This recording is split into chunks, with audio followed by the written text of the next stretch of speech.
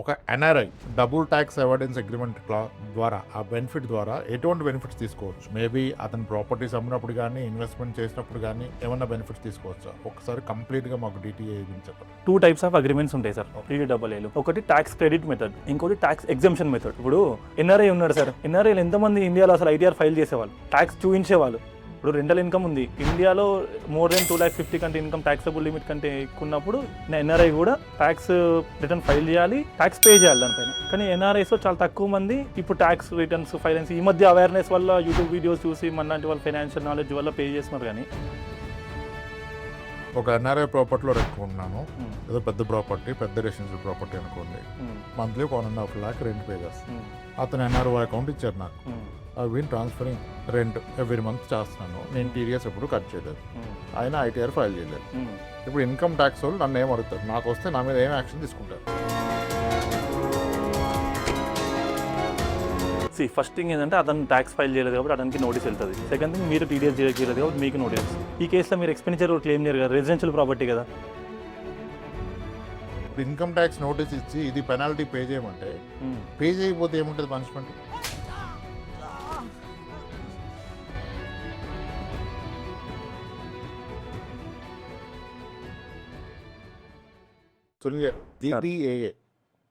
Tax avoidance agreement కదా, yeah అంతే కదా, అగ్రిమెంటే కదా, double tax avoidance agreement. Double tax avoidance agreement countries sign up చేశారు. ఓకే కదా, ఇప్పుడు దీన్ని ఒక బెనిఫిట్ లాగా ఎన్ఆర్ఐస్ వాడుకోవాలి. అంటే అన్నిసార్లు ఇన్కమ్ ట్యాక్స్ ఎలా బెనిఫిట్ తీసుకుంటుంది కాకుండా ఒక NRI double tax avoidance agreement ద్వారా ఆ బెనిఫిట్ ద్వారా ఎటువంటి బెనిఫిట్స్ తీసుకోవచ్చు? మేబీ అతను ప్రాపర్టీస్ అమ్మినప్పుడు కానీ ఇన్వెస్ట్మెంట్ చేసినప్పుడు కానీ ఏమన్నా బెనిఫిట్స్ తీసుకోవచ్చా? ఒకసారి కంప్లీట్గా మాకు డీటీఏ గురించి చెప్పండి సార్. ఇప్పుడు డీటీఏ ఉంది సార్, యాక్చువల్గా ఇది ఖచ్చితంగా ట్యాక్స్ పేయర్స్కి బెనిఫిషియల్ గురించే డబుల్ ట్యాక్సేషన్ అవాయిడెన్స్ అగ్రిమెంట్. ఇవి లేకుండా ఒక డబుల్ ట్యాక్సేషన్ అవాయిడెన్స్ అగ్రిమెంట్ లేకపోతే, ఈ అగ్రిమెంట్స్ 2 countries మధ్య లేకపోతే ఉండే కాన్సిక్వెన్స్ ఎట్లుంటాయో ఒకసారి మనం డిస్కస్ చేద్దాం. దాని తర్వాత దీనివల్ల బెనిఫిట్స్ అర్థమవుతాయి మనకు. లెట్స్ సే ఇప్పుడు మన క్లయింట్ ఒకరు, మనకు కావాల్సిన క్లయింట్ ఒకరు యూఎస్లో ఉన్నారు సార్, యూఎస్ రెసిడెంట్ అతను. ఓకే, అతను ఒక ట్యాక్స్ పేయర్. అతనికి ఏంటి, యూఎస్లో కంప్లీట్ గ్లోబల్ ఇన్కమ్ ట్యాక్సేబుల్ ఉంటుంది. ఇండియా నుంచి ఇన్కమ్ వచ్చినా యూఎస్లో సంపాదించినా అతనికి యూఎస్లో ట్యాక్స్ కట్టాల్సిందే. ఎట్ ద సేమ్ టైం మనం ఏం రూల్ పెట్టుకుంటాము, సోర్స్ ఇండియాలో ఇన్కమ్ ఉంది కదా, నువ్వు ఎన్ఆర్ఐ అయినా కూడా ఇండియాలో అయితే ట్యాక్స్ కట్టాలి అంటాం కదా. ఇండియాలో రెంట్ వస్తుంది మీకు, ఇప్పుడు ఇండియాలో రెంట్ నెలకు ఒక 10 లక్షలు వస్తుంది సార్. మేమైతే మా లెక్క ప్రకారం ఇండియన్ కంట్రీ ఏముంటుంది, 30% ట్యాక్స్ కట్టుకోవాలి అంటది. సో నెలకు 3 లక్షలు మీరు టీడీఎస్ కట్ చేసుకుని పే చేస్తారు, లేకపోతే మీరు ఎక్కడ ఫైలింగ్ చేసుకున్నప్పుడు కట్టాలి. మళ్ళీ యూఎస్ వాళ్ళు ఏమంటారు, యూఎస్ కంట్రీ ఏముంటుంది, మరి మా కంట్రీ రెసిడెంట్ మాకు ఫెసిలిటీస్ అన్ని వాడుకుంటున్నాం, మరి మా దగ్గర 30% ట్యాక్స్ రేట్ ఉంది. మేము ఎగ్జాంపుల్ చెప్తున్నా, రేట్స్ 30% ట్యాక్స్ కట్టాలి. అంటే నువ్వు నెలకి రెంట్ 10 లక్షలు ఇండియా నుంచి వస్తే ఈడ 3 లక్షలు కట్టాలి, ఆడ 3 లక్షలు కట్టాలి. వాళ్ళ రేట్ ప్రకారం 6 lakhs 60% కట్టాలి. ఈ కంట్రీ ఓడేస్తాడు సోర్స్ అని చెప్పి, ఆ కంట్రీ ఓడేస్తాడు నా రెసిడెంట్ అని చెప్పి. ఇట్లయితే ట్యాక్స్ పేయర్స్కి ప్రాబ్లం అవుతుంది. ఇన్వెస్ట్మెంట్ పాయింట్ ఆఫ్ వ్యూలా ఇప్పుడు యూఎస్లో ఉన్నవాడు ఇండియాలో ఇన్వెస్ట్మెంట్ ఎందుకు చేస్తాడు, చేయడు కదా. ఇక్కడ కట్టాలి, అక్కడ కట్టాలంటే సో ఇన్వెస్ట్మెంట్స్ రావడానికి కూడా ప్రాబ్లం అవుతుంది అనే దాని మీద అన్ని కంట్రీస్ కూర్చొని అగ్రిమెంట్స్ మాట్లాడుకున్నారు. మన కంట్రీకి ఆల్మోస్ట్ అన్ని కంట్రీస్తో డబుల్ ట్యాక్సేషన్ అవాయిడెన్స్ అగ్రిమెంట్ ఉంటుంది. కంట్రీ టు కంట్రీ ఉంటుంటుంది, నాట్ జనరల్. ఇప్పుడు యూఎస్తో ఉన్న కంట్రీకి ఉన్న టర్మ్సే యూకేతో కానీ దుబాయ్తో కానీ ఉండవు. ఓకే, అది కంట్రీ టు కంట్రీ టర్మ్స్ మారుతూ ఉంటాయి. సో దీనివల్ల ఏం బెనిఫిట్ ఉంటుంది అంటే, మోస్ట్లీ 2 types ఆఫ్ ఇప్పుడు అగ్రిమెంట్స్ ఏ రకాలు ఉంటాయి, 2 types ఆఫ్ అగ్రిమెంట్స్ ఉంటాయి సార్ టీడీఏలో. ఒకటి ట్యాక్స్ క్రెడిట్ మెథడ్, ఇంకోటి tax exemption method. Okay, tax credit method అంటే ఏముంటుంది అంటే, లెట్స్ సే ఇప్పుడు ఈ పర్సన్ ఎవరైతే ఇక్కడ ఫస్ట్ ట్యాక్స్ పేమెంట్ సోర్స్ కంట్రీలో చేస్తారు. ఇప్పుడు యూఎస్లో ఉండే ఒక పర్సన్ ఇక్కడ రెంట్ పే వస్తుంది కాబట్టి ఇక్కడ ట్యాక్స్ పే చేయాలి, ఇక్కడ ఐటీఆర్ ఫైల్ చేసుకోవాలి, ట్యాక్స్ పే చేయాలి. చేసిన తర్వాత ఇక్కడ పే చేసిన ట్యాక్స్ని అక్కడ తీసుకెళ్ళి చూపించుకుంటే అది రిలీఫ్ లాగా క్రెడిట్ వస్తుంది అన్నట్టు, ట్యాక్స్ క్రెడిట్ అంటారు. అంటే లెట్స్ సే మనం ఎగ్జాంపుల్లా చూద్దాం అనుకోండి, ఎగ్జాంపుల్లా చూస్తే ఇక్కడ 3 lakhs కట్టారు, 10 lakhs సంపాదించి. అక్కడ 40% ట్యాక్స్ రేట్ ఉంది అనుకోండి, ఇక్కడ 30% కట్టాడు కదా. ఈ 3 lakhsని క్రెడిట్ లాగా వాడుకొని మిగతా ₹1,00,000 అక్కడ కట్టాల్సి వస్తుంది. సబ్మిట్ చేసి టోటల్ 10 లక్షల మీద నాకు ట్యాక్స్ 4 లక్షలు వస్తుంది, నేను 3 లక్షలు ఆల్రెడీ సోర్స్ కంట్రీలో కట్టాను, ఇంకా ₹1,00,000 ఇక్కడ కడతాను అని చెప్పి కట్టాల్సి వస్తుంది. ఇక్కడ కట్టిన ప్రూఫ్స్ ఇవ్వాల్సి వస్తుంది.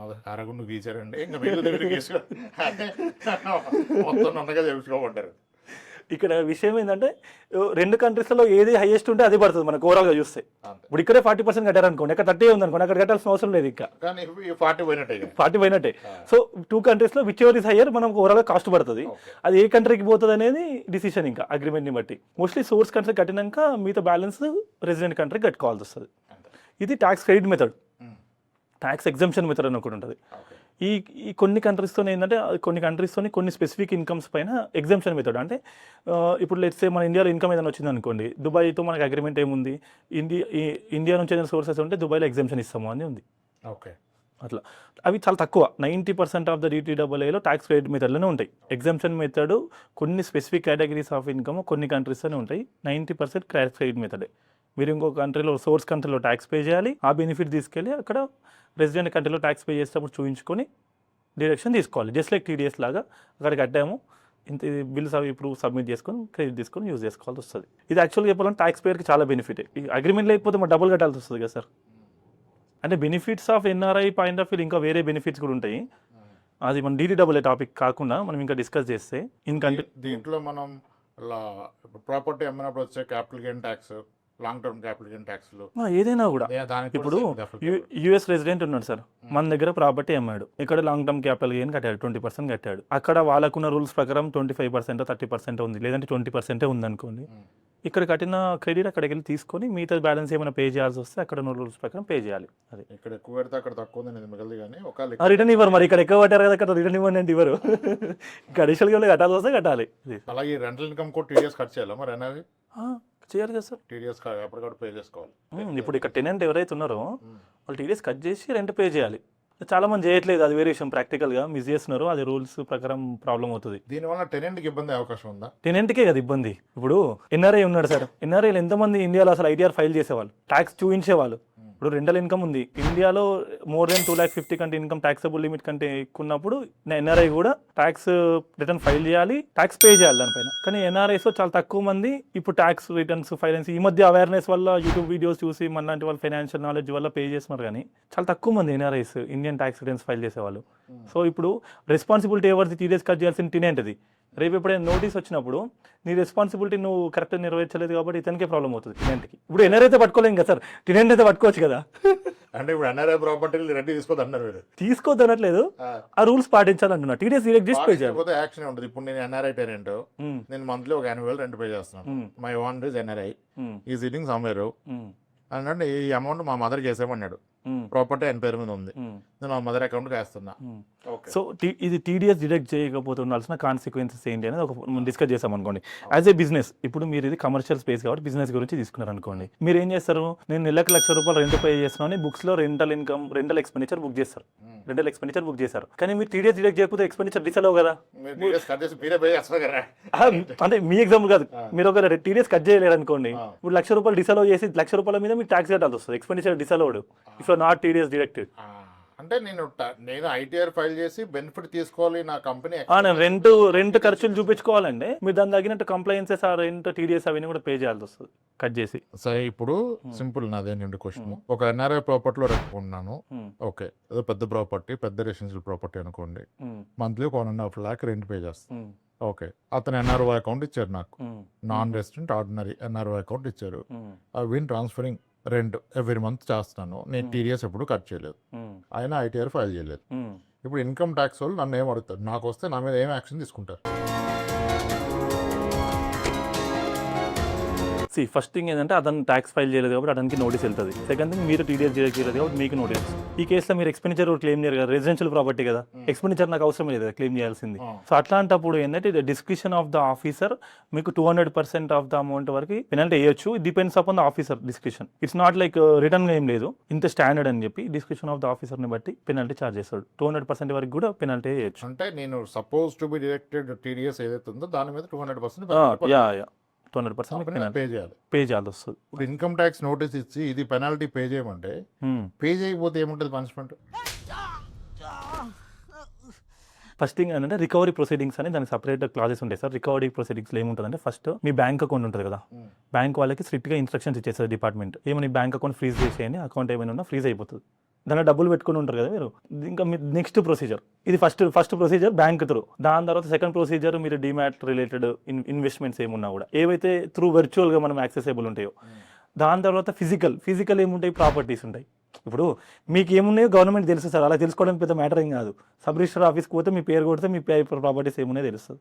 బ్యాంక్ డీటెయిల్స్కి ఆర్బీఐ దగ్గరికి నోటీస్ పంపించి ఎక్కడెక్కడ బ్యాంక్ అకౌంట్ ఉన్నాయి, ఎంత అమౌంట్ ఉంది, ఏమేమి ఎఫ్డీస్ ఉన్నాయి తెలుస్తుంది. డిపార్ట్మెంట్కి డబ్బు తీసుకోవడం పెద్ద మ్యాటర్ కాదు సార్. మీరు వాళ్ళు ఏంటంటే లీగల్గా ప్రొసీజర్ టైం పడుతుంది అంతేగాని రికవరీకి డిఫరెంట్ సోర్సెస్ ఉన్నాయి. ఇంకా అన్లెస్ అంటే మీ దగ్గర ఏమి ఉండదు, ఇక బ్యాంక్లో బ్యాలెన్స్ ఉండదు, ఎఫ్డీ ఉండదు, ప్రాపర్టీ ఉండదు, మీ పేరు మీద ఏం లేకపోతే ఏం కాదు. మ్యాక్సిమం ఏం చేస్తారు సార్, జైలు వేస్తారు, అంతే కేసు ఫైల్ చేస్తారు. ఏం చేసుకున్న వాడికి ఏం కాదు. కానీ ఎంతమంది ఎన్ఆర్ఐస్ కూడా ఇంకొక ఇంపార్టెంట్ పాయింట్ సార్ ఇది, అంటే నేను రెగ్యులర్గా రియల్ టైంలో ఫేస్ చేసిన చాలా మందితో డిస్కస్ చేసినప్పుడు ఎన్ఆర్ఐ కాల్ చేస్తాడు.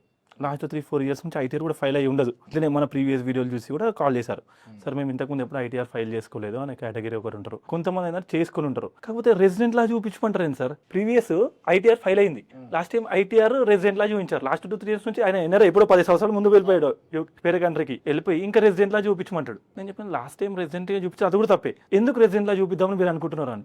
ఎందుకు సార్ ఎన్ఆర్ఐ అయితే మళ్ళీ అన్ని మార్చుకోవాలి, అదంతా ప్రాసెస్ ఉంటుంది, మా బ్యాంక్ అకౌంట్ కూడా సేవింగ్స్ ఉంది, రెసిడెంట్ అని చూపించలే, డిమాట్లో కూడా చూపించలే, ఎక్కడనే మార్చలే, మళ్ళీ అన్ని మార్చాల్సి వస్తుంది అంటాడు. బాస్ నువ్వు రెసిడెంట్ అని చూపిస్తే మొత్తం ట్యాక్స్ కట్టాలి.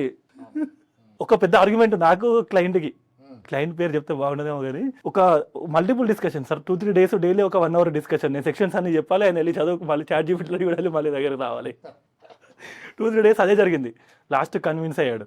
ఎందుకంటే ఎన్ఆర్ఐ అని చూపించారనుకోండి, ఐటీఆర్లోనే ఎన్ఆర్ఐ అని డిస్ప్యూట్ చేస్తే ఇంకా బెటర్. ఇంకా పాన్ కార్డ్ అప్లై చేసినప్పుడు మనం రెసిడెంట్ అని టిక్ పెడతాం సార్, అక్కడే రెసిడెన్షియల్ స్టేటస్ మార్చుకోవడం first best possibility. Second best possibility income tax ప్రొఫైల్లో మార్చుకోవడం. Third best possibility ITR file చేసినప్పుడు ఎన్ఆర్ఐని చూపించుకోవడం. ఎన్ఆర్ఐని చూపించుకుంటే వాడికి ఏంటంటే మీరు ఇన్ఫర్మేషన్ ఇస్తున్నారు, నేను నాన్ రెసిడెంట్ బాస్, నాకు ఇండియాలో వచ్చే రెంటల్ ఇన్కమ్, ఇంట్రెస్ట్ ఇన్కమ్ మాత్రమే ట్యాక్సేబుల్, వాటిపైనే కడతాను. అయితే ఇప్పుడు మీరు ఎన్ఆర్ఐ నుంచి ఏదో డబ్బులు పంపిస్తూ ఉంటారు, 10 లక్షలు 20 లక్షలు 30 లక్షలు పంపించుకుంటారు సార్ ఇండియాకి. మీరు ఎన్ఆర్ఐని వారికి ఎట్లా తెలియాలి? మరి 50 లక్షలు పెట్టి ప్రాపర్టీ కొన్నావు, ట్యాక్స్ ఏం కట్టలేవు అంటే బయట కట్టిన ఇన్కమ్ కదా, కానీ ఇన్కమ్ ట్యాక్స్ తెలియాలి కదా ఫస్ట్ ఆ విషయం. నువ్వు చెప్పవు నువ్వు రెసిడెంట్ అని చెప్తావు, ఐటీఐలో రెసిడెంట్ నేను అని చెప్తావు, మరి 50 లక్షలు నీకు వచ్చింది ప్రాపర్టీ కొన్నావు అంటే వాడు ట్యాక్స్ అని నోటీస్ పంపడా? ఫస్ట్ నువ్వే డిస్క్లోజర్ తప్పించి, నువ్వే డబ్బులు ఇక్కడికి పంపించి ప్రాపర్టీ కొని నోటీస్ పంపించిందంటే తప్పు కదా. ఎలాగైనా దొరికిపోతాం కదా. ఒక ఎన్ఆర్ఐ తన ఇన్కమ్ ని ఇండియాకి పంపించి ప్రాపర్టీ కొన్నప్పుడు నీ ప్రాపర్టీ కొన్న మనీకి సోర్స్ ఏంటి అని అడుగుతాడు నోటీస్ లో.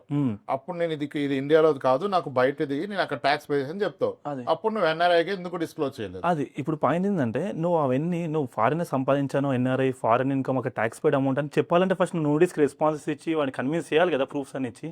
నోటీస్ రావడం ఎందుకు అసలు? నోటీస్ రావద్దు అంటే నువ్వు ఫస్ట్ ఎన్ఆర్ఐ డిస్క్లోజ్ చేస్తే నోటీస్ రాదు కదా. ఆయన ఎన్ఆర్ఐ కదా, అక్కడ సంపాదించుకుంటున్నా ట్యాక్స్ పే చేస్తుండే, ఇక్కడ ఉన్న ఇంట్రెస్ట్ డివిడెండ్ల మీద ట్యాక్స్ కట్టుకుంటుంది కదా. ఎన్ఆర్ఐ ప్రాపర్టీ కొనేటప్పుడు ఏమైనా ఉంటాయి క్లాజెస్? రెసిడెంట్ ఇండియన్ కొన్నట్టుగానే ఎన్ఆర్ఐ కూడా ప్రాపర్టీ కొనొచ్చా? ఎన్ఆర్ఐ స్టాటస్ లో కొన్నాడు కాబట్టి ఏమైనా అడిషనల్ ట్యాక్సెస్ అని ఉంటాయా? ట్యాక్సెస్ ఏమి ఉన్నాయి, కాకపోతే ఎన్ఆర్ఐ ప్రాపర్టీస్లలో కొన్ని కొనొద్దు ఎగ్జామ్షన్స్ మనం ప్రీవియస్ వీడియోలో డిస్కస్ చేసాము. అగ్రికల్చర్ ల్యాండ్, ప్లాంటేషన్ అలాంటివి ఎన్ఆర్ఐ బై చేయొద్దు. ఇప్పుడు చెప్పండి, ఇప్పుడు నేను నా ప్రాపర్టీ ఎన్ఆర్ఐకి అమ్ముతున్నా, రెసిడెన్షియల్ ప్రాపర్టీ, ఒక అపార్ట్మెంట్ ఫ్లాట్ 2 crores ఎన్ఆర్ఐకి అమ్ముతున్నా. ఇప్పుడు ఆ ఎన్ఆర్ఐ డిస్క్లోజ్ చేయకుండా ఆధార్ కార్డు బేస్ మీద రిజిస్ట్రేషన్ చేసుకున్నాడు ఆయన ఆర్ఐ కింద. అప్పుడు ఫ్యూచర్ లో నాకు అమ్మినందుకు నాకు ఏమైనా కాంప్లికేషన్స్ వస్తాయా? లేదంటే అతను ఎన్ఆర్ఐ కింద రిజిస్ట్రేషన్ చేసుకుంటే టీడీఎస్ నేను డిడక్ట్ చేయాలా? ఫస్ట్ మీరు అమ్ముతున్నారు కదా సార్, మీరు అమ్ముతున్నారు డబ్బులు అతను మీకు ఇస్తాడు నాకు. టీడీఎస్ రూల్ అతను చేయాలి, ఆయన టీడీఎస్ డిడక్ట్ చేసి నాకు చేసి ఇవ్వాలి. సో మీకేం ప్రాబ్లం ఉండదు, మీరు సెల్ చేస్తున్నారు కాబట్టి మీకేం ప్రాబ్లం ఉండదు. అది టీడీఎస్ చేయాల్సిన బాధ్యత అయింది. మీరు రెసిడెంట్ కాబట్టి రెసిడెంట్ కేటగిరీలో టీడీఎస్ రూల్స్ ఏవైతే అప్లికబుల్ దాన్ని బట్టి ఆయన చేయాలి. మీరు ఒకవేళ అమ్మితే, మీరు అమ్మారు, ఆయన అమ్మితే మీరు డబ్బులు ఇస్తారు చూడండి, ఆ కేసులో మీరు టీడీఎస్ చేయాలి. టీడీఎస్ రూల్స్ ఉంటాయి కదా, అప్పుడు మీరు ఆయన రెసిడెన్షియల్ కేటగిరీలో రూల్స్ వేరే ఉంటాయి, నాన్ రెసిడెంట్ నుంచి డబ్బులు అమ్మితే వేరే ఉంటాయి, అప్పుడు డిఫరెన్స్ వస్తుంది. సో ఎన్ఆర్ఐకి నేను ప్రాపర్టీ అమ్మితే నేను హ్యాపీగా అమ్ముకోవచ్చు. దాంట్లో మీకు ఏం ప్రాబ్లం? చేసి పే చేయాలి, అతనికి చేయాలి. రూల్స్ ఏమైనా ఉంటే ప్రాబ్లం ఆయనకు అప్లికబుల్ అవుతాయి. తర్వాత ఆయన notice raise 1% of the property value మీద టీడీఎస్ డిడక్ట్ చేయాలి సార్ మీకు, మీరు రెసిడెంట్ కాబట్టి. ఓకే. అసలు ఇప్పుడు ప్రాపర్టీ కొన్నప్పుడు ఎన్ఆర్ఐ స్టేటస్ డిస్క్లోజ్ చేయాలి అతను? జస్ట్ ఇండియన్ పిన్, ఒక ఆధార్ పిన్ ఇచ్చి పాన్ కార్డు ఇచ్చి కొనుక్కోవచ్చా? లేకపోతే ఎన్ఆర్ఐ కింద మళ్ళీ డిస్క్లోజ్ చేయాల్సిన అవసరం ఉంటుందా? డిస్క్లోజ్ చేయాలి సార్ ఎన్ఆర్ఐ అని డిస్క్లోజ్ చేసినప్పుడే దానికి సంబంధించిన రూల్స్ డిఫరెంట్ ఉంటాయి కదా టీడీఎస్ ఆస్పెక్ట్ లో కానీ. ఓకే. సో ఎన్ఆర్ఐ ఎప్పుడు ఇట్స్ బెటర్ ఏ కేసులో అయినా సార్ అంటే చాలా మంది చేయట్లేదు అవగాహన లేకపోవడం వల్ల, కానీ all the cases NRI declare చేయడం వల్ల వాళ్ళకి అడ్వాంటేజెస్ ఉన్నాయి, డిసడ్వాంటేజెస్ లేవు. కొంతమంది అవగాహన ఉన్న వాళ్ళు ఎన్ఆర్ఐ కావడానికి కొన్ని రోజులు బయట ఉండేసి వస్తున్నారు. ఇప్పుడు 182 days ఉండే రెసిడెంట్ అన్నప్పుడు కొన్ని రోజులు బయటికి వెళ్ళేసి వేరే కంట్రీస్ తిరిగేసి ఇక్కడ రెసిడెంట్ కాకుండా ఉండడానికి ప్రూవ్ చేసుకోవడానికి ట్రై చేస్తున్నారు. కొంతమంది యాక్చువల్ ఎన్ఆర్ఐస్ వచ్చి నేను మళ్ళీ రెసిడెంట్ అని చెప్పుకోవడం ఏంటి సార్? ఉన్న బెనిఫిట్స్ ని పోగొట్టుకోవడం. ఉన్న బెనిఫిట్స్ని పోగొట్టుకోవడం. ఇప్పుడు ఎన్ఆర్ఐ అయితే బెనిఫిట్స్ ఏముంటాయి చెప్తాను. ఫస్ట్ మీ గ్లోబల్ ఇన్కమ్ ట్యాక్సబుల్ కాదు, ఇండియాలో వచ్చే ఇన్కమ్ మాత్రమే ట్యాక్సబుల్. ఇంకో పాయింట్ రిపాట్రియేషన్ బెనిఫిట్స్ ఉంటాయి. రెసిడెంట్ ఇండివిజువల్ బయటికి డబ్బులు పంపించాలి అంటే $250 మాత్రమే ఎలిజిబుల్ ఇయర్ ఇన్ ఫినాన్షియల్. కానీ మీరు ఎన్ఆర్ఐ అనుకోండి $1 million, మీరు డబ్బులు పుష్కలంగా పంపించుకోవచ్చు కదా ఎన్ఆర్ఐ అని చెప్పి. ఏదైనా ట్రాన్సాక్షన్స్ అడిగి ఉన్నా ఎన్ఆర్ఐ అనే కేటగిరీలో ఉందనుకోండి, బ్యాంక్ అకౌంట్స్ అన్ని కూడా కరెక్ట్గా ఉంటుంది. ఆ బెనిఫిట్స్ని లూజ్ అయిపోయి మళ్ళీ నేను రెసిడెంట్ అని చూపించుకొని అనవసరం కాంప్లికేట్ చేసుకోవడమే కదా. సో ఎన్ఆర్ఐస్ అంతా ఎన్ఆర్ఐ స్టేటస్ డిస్క్లోజ్ చేయడం బెస్ట్. ఈ ఎన్ఆర్ఐ స్టేటస్ డిస్క్లోజ్ చేయకుండా ఐటీ నోటీసులు వచ్చి వాటికి రెస్పాండ్ అవ్వకుండా ఉన్న పక్షంలో ఇండియాలో ఉన్న అన్ని బ్యాంక్ అకౌంట్స్ ఫ్రీజ్ చేస్తారు. పెనాల్టీస్, ట్యాక్స్ డిమాండ్ ఉందనుకోండి, in whatever the tax form or penalty form or interest form, demand notices ఉన్నాయంటే కొన్ని సంవత్సరాలు పంపిస్తారు, ఒక 1-2 years డిమాండ్ నోటీస్ పంపిస్తారు. డిపార్ట్మెంట్ నుంచి కాల్స్ కూడా వస్తాయి. కానీ మనం ఎన్ఆర్ఐస్ కదా, మనకి కమ్యూనికేషన్ ఉండదు కరెక్ట్గా. కాంటాక్ట్ డీటెయిల్స్ అక్కడ ఎక్కడో ఇన్కమ్ ట్యాక్స్లో ఉండే కాంటాక్ట్ డీటెయిల్స్ ఎప్పుడో పాన్ నెంబర్ ఫిల్ చేసి ఇచ్చినప్పుడు వేరే ఉంటాయి. తర్వాత ఇండియాలో ఏదైనా బ్యాంక్ అకౌంట్లో బ్యాలెన్సెస్ ఉన్నా అవన్నీ ఫ్రీజ్ అయ్యి దాంతో recovery proceeding sir. First option ఏముంటుంది వాళ్ళకి, డబ్బులు తీసుకోవాలంటే బ్యాంకే కదా. వచ్చే 2-3 కేసులు చూసా, నా అకౌంట్ ఫ్రీజ్ అయ్యని చెప్పి. ఒక కమాడిటీ ట్రేడ్ ఎప్పుడో చేశారంట, ఏదో కంపెనీ కానీ ఈయన అకౌంట్లో ట్రేడ్ చేసి ఇప్పుడు ఆ కంపెనీ లేదు, ఈయన చాలా బల్క్ వాల్యూమ్ చేశారు, ఇప్పుడు ఆయన అకౌంట్ ఫ్రీజ్ అయిపోయింది. అకౌంట్ ఓపెన్ చేసిన ఫ్రీజ్ అయిపోతుంది, ఆయనకున్న ఇన్వెస్ట్మెంట్స్ కూడా స్టక్ అయిపోయింది. పాన్ కార్డ్తో లింక్ ఉంటుంది కదా సార్. ఇప్పుడు ఎన్ని బ్యాంక్ అకౌంట్లు ఉన్నా పాన్ అయితే కామన్ కదా, వాళ్ళు ప్యాన్తో ఫిల్టర్ చేసుకుంటారు. ఏ బ్యాంక్లో ఇప్పుడు నేను హెచ్డిఎఫ్సి ఫిల్టర్ ఉంది కదా డిపార్ట్మెంట్ ఐటీఆర్లో, నేను ఐసిఐసిఐ ఇంకోటి ఓపెన్ చేసి ఆపరేట్ చేస్తా, అది ఆ కేటగిరీ పీపుల్ ఉంటారు కొంతమంది. ఇట్లా కాదు బస్, ప్యాన్ ఈజ్ కామన్. అన్ని బ్యాంక్ అకౌంట్స్, అన్ని బ్యాంక్ అకౌంట్ RBI నుంచి కాలు కావాలంటే ఇన్ఫర్మేషన్ వచ్చేస్తుంది. డిపార్ట్మెంట్స్ అన్ని ఇంటర్ కమ్యూనికేషన్స్ ఉంటాయి కదా సార్ ఆటోమేటిక్గా. ఐటీ వాళ్ళతో ఇన్ఫర్మేషన్ ఇవ్వాలి వాళ్ళు ఉంటారు డిపార్ట్మెంట్. సార్ ఇప్పుడు ఒక ఎన్ఆర్ఐ సార్ ఆయన ట్యాక్స్ పే చేశారు. ఇప్పుడు నేను దుబాయ్లో ఉన్నాను, దుబాయ్లో మంత్లీ నాకు 8 lakhs సాలరీ వస్తుంది. ఈ 8 lakhsలో నాకు ఖర్చులు పోగా మిగిలిన 5 lakhs నేను మా వైఫ్కి పంపిస్తున్నాను అనుకోండి, లేదా మదర్కి పంపిస్తున్నాను. ఓకే, ఇప్పుడు ఈ 5 lakhsకి నేను అక్కడ ట్యాక్స్ పే చేశాను కాబట్టి ఇక్కడ మా మదర్ కానీ వైఫ్ కానీ ట్యాక్స్ పే చేసిన అవసరం లేదు, అంతే కదా. అంతే కదా, ట్యాక్స్ పేడ్ అమౌంట్ సెక్షన్ 56 సబ్సెక్షన్ 2 ఏదో ఉంటుంది కదా. అవును, గిఫ్ట్ ఫ్యామిలీ మెంబర్ గిఫ్ట్ కింద she is not suppose to pay tax. Okay, ఈమె ఇన్వెస్ట్ చేస్తే వచ్చే రిటర్న్స్ మీద ట్యాక్స్ పే చేస్తారు. ఓకే, సో ఇప్పుడు డైరెక్ట్ గా నేను 5 lakhs పంపించి మా మదరో ఎవరో ఎవ్రీ మంత్ 5 lakhs SIP చేసుకుంటే ఇన్వెస్ట్మెంట్ చేస్తే అప్పుడు ఆవిడ ఇన్కమ్ ట్యాక్స్ ఇక్కడ ITR ఫైల్ చేయాలా? చేయాలి కదా, కానీ చూపించాలి అది గిఫ్ట్ మనీ కింద. గిఫ్ట్ ఇక్కడ చూపించాల్సిన అవసరం లేదు. గిఫ్ట్ మనీ లేక ఇన్ కేసు వాళ్ళు అడిగితే గిఫ్ట్ మనీ ఇలా చూపిస్తాం. కానీ ఫస్ట్ ఐటీఆర్ ఎప్పుడు ఫైల్ చేయాలి అంటే ఆ పెట్టిన ఇన్వెస్ట్మెంట్ మీద వచ్చే రిటర్న్ ఏమైనా ఉంటుంది కదా, అప్పుడు ఫైల్ చేయాలి. కానీ ఇప్పుడు నాకు రిటర్న్ ఏం లేదు కదా, ఐఎమ్ ఓన్లీ ఇన్వెస్టింగ్, మంత్లీ ఒక 5 lakhs ఇన్వెస్ట్ చేస్తున్నా, అప్పుడు ఏం ట్యాక్స్ పడదు కదా. ట్యాక్స్ ఏం పడదు, ట్యాక్స్ ఫైల్ చేయాలా? ఐటీఆర్ ఫైలింగ్ అనేది రూల్ ప్రకారం అయితే రిక్వైర్మెంట్ లేదు సార్. బట్ పెద్ద అమౌంట్స్ లో హ్యూజ్ అమౌంట్స్ తో ఇన్వెస్ట్మెంట్స్ అట్లాంటివి చేసినప్పుడు బేసిక్ ఐటీఆర్ ఫైల్ చేసుకోవడం better. That is not as per rule. మనం బెటర్ ఒక ప్రివెంటివ్ మెజర్ లాగా రాకుండా. ఇప్పుడు అది గిఫ్ట్ మనీ అని ఎప్పుడు తెలుస్తుంది? నోటీస్ వచ్చి అడిగినప్పుడు మనం చెప్తే. అసలు రాకుండా ఉండడానికి అయితే ఐటీఆర్ చేసేసి కూడా అయిపోతుంది. సో ఇప్పుడు ఒక విషయం, పెద్ద పాయింట్, ఇప్పుడు US UK NRI ఉన్నారు, అక్కడ టాక్సేషన్ చాలా ఎక్కువ కనుక ఇప్పుడు ఆయన ఇండియన్ మ్యూచువల్ ఫండ్స్ లోనో స్టాక్స్ లో ఇన్వెస్ట్ చేసినా ఈ గెయిన్స్ కి మళ్ళీ అక్కడ ట్యాక్స్ ఇక్కడ ట్యాక్స్ చూసి విచ్ ఎవర్ హైయర్ అది పే చేయాలి. కాబట్టి ఇండియాలోనే క్యాపిటల్ గెయిన్ ట్యాక్స్ తక్కువ ఉంది కాబట్టి అతని పేరు మీద కాకుండా వాళ్ళ మదర్ పేరు మీద ఇన్వెస్ట్ చేశాడు. ఓకే, మదర్ పేరు మీద ఫాదర్ పేరు మీద ఇన్వెస్ట్ చేశాడు. Beyond that point of 10 years ఇతను ఒక 4 crores 3 crores ఇక్కడ అక్యుములేట్ అయ్యింది. నవ్వు అతనికి డబ్బు అవసరం, అతను ఇండియా రారు, అక్కడ పిల్లల ఎడ్యుకేషన్ నిమిత్తం అవసరం. ఇప్పుడు ఇది రిడీమ్ చేస్తే ఫస్ట్ వాళ్ళ పేరెంట్ ట్యాక్స్ పే చేస్తారు, వాళ్ళ parent capital gain tax pay చేసి డబ్బులు వచ్చినాయి. ఈ డబ్బు వాళ్ళకి పంపొచ్చా? మన ఇండియన్ పాయింట్ ఆఫ్ వ్యూలో అయితే ఏదైతే ఎర్న్ చేసామో ఇక్కడ సోర్సెస్ వాళ్ళ పేరెంట్స్ పేరు మీద ఐటీ కట్టి ఎర్నింగ్ మొత్తం మీద మనం ట్యాక్స్ కట్టేసాం సార్. మన ఇండియన్ రూల్స్ ప్రకారం అయితే పంపించుకోవచ్చు. కాకపోతే ఇప్పుడు ఏ కంట్రీలో అయితే అతను రెసిడెంట్ అయి ఉన్నాడో ఆ కంట్రీ రూల్స్ ప్రకారం ఇప్పుడు మన దగ్గర అంటే ఫ్యామిలీ మెంబర్ రిలేటివ్ డెఫినేషన్ నుంచి డబ్బులు తీసుకుంటే సెక్షన్ 56 కేటగిరీలో మనకి అది ఎగ్జామ్ట్. గిఫ్ట్ కేటగిరీలో ఫ్యామిలీ మెంబర్స్ కి గిఫ్ట్ ఇవ్వచ్చు. కానీ ఆ కంట్రీ రూల్స్ కూడా అట్లా ఉండాలి కదా. ఇప్పుడు మన కంట్రీలో మా ఫాదర్ నుంచి నేను తీసుకుంటే ఏం కదా సార్, ఆ కంట్రీ రూల్స్ ఎట్లా ఫ్రేమ్ అయ్యి అది చూసుకోవాలి సార్. అది డిపెండ్స్ అపాన్ ద కంట్రీకి ఉన్న రూల్, ఇన్కమ్ ట్యాక్స్ రూల్స్ బట్టి ఉంటుంది. మన సైడ్ నుంచి మన ఇన్కమ్ ట్యాక్స్ డిపార్ట్మెంట్ ఏం ప్రాబ్లం ఉండదు. ఇప్పుడు రిపాట్రియేషన్ లిమిట్స్ చెప్పాం కదా, NRI కి మనకి 1 million వరకు లిమిట్ ఉంటుంది. ఫాదర్ మనీ అయితే మనకి $250 ఉంటుంది. అతను ఏం చేయాలంటే ఇక్కడే అతను పర్సన్ కి అకౌంట్ కి వేసుకుని అతని నుంచి పంపించేసుకోవాలి. NRI అకౌంట్ కి వేసుకొని ఇక్కడే గిఫ్ట్ తీసేసుకొని అతనే ట్రాన్స్ఫర్ చేసుకోవాలి. ఫాదర్ అకౌంట్ నుంచి చేసుకోవద్దు డైరెక్ట్ గా. సో అట్లాంటప్పుడు NRI అకౌంట్ నుంచి NRI కి చేసుకుంటుంది కదా అట్లా. ఎన్ఆర్ఓకి ఇక్కడ ట్యాక్స్ ఫైల్ చేస్తారు గిఫ్ట్ కి. అంతే కదా. ఫస్ట్ డైరెక్ట్గా ఫారెన్కి అమౌంట్ ట్రాన్స్ఫర్ చేయకుండా వాళ్ళ ఫాదర్ నుంచి ఇతను ఇక్కడ ఉన్న ఎన్ఆర్ఓ అకౌంట్కి వేసుకొని ఎన్ఆర్ఓ అకౌంట్ నుంచి లిమిట్స్ ఎక్కువ ఉంటాయి కాబట్టి $1 million వరకు చేసుకోవాలి. కాబట్టి ఎంత అమౌంట్ అయినా మీరు మీ ఫ్యామిలీ మెంబర్స్ పేరు మీద ఇన్వెస్ట్ చేసుకోవచ్చు. వాళ్ళకి ట్యాక్స్ పడదు. చాలా మంది క్వశ్చన్ అడుగుతారు మమ్మల్ని, సార్ మా మదర్ పేరు మీద చేస్తే ట్యాక్స్ ఏమైనా తక్కువ పడుతుందా అంటే రెసిడెంట్ ఇండియన్ కూడా నా పేరు మీద చేస్తా ఉన్నది, ఎవరి పేరు మీద చేసినా క్యాపిటల్ గెయిన్ ట్యాక్స్ సేమ్ కదా, ఫ్లాట్ అది కదా. సో ఈ కేసులో ఎన్ఆర్ఐ మే టేక్ అడ్వాంటేజ్ ఎందుకంటే మన ఓన్లీ ఇండియాలో పడుతుంది. ఇప్పుడు అక్కడ ట్యాక్స్ రేట్స్ ఎక్కువ అనుకోండి, మీరు ఇక్కడ ఎర్న్ చేసి అక్కడ ట్యాక్సెస్ పే చేయాలంటే it's huge. Coming back better ఇక్కడ కార్పస్ బిల్ చేసుకుంటే బెటర్ ఉంటుంది. పర్ఫెక్ట్ సార్, థ్యాంక్స్ అండి. డిటిఏ గురించి అర్థమైందని చెప్పారు. Thank you.